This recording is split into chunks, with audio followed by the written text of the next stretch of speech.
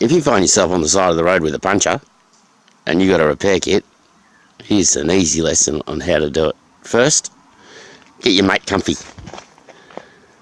Put him on a chair and let him go to sleep.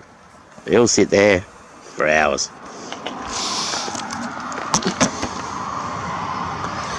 So first, you find the hole, then you ream it out.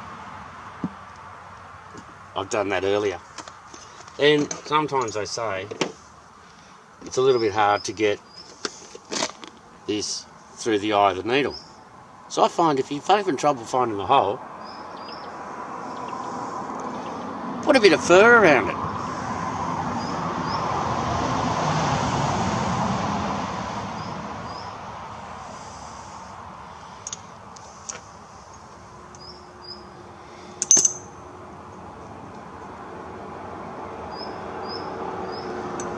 No problems there. Then I'll grab the end, whip him through like a hot knife through butter. Then we put a bit of fur around the other hole, just so we know what we're doing.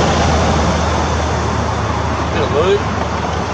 Sometimes you need a little bit of lube to go through the hole.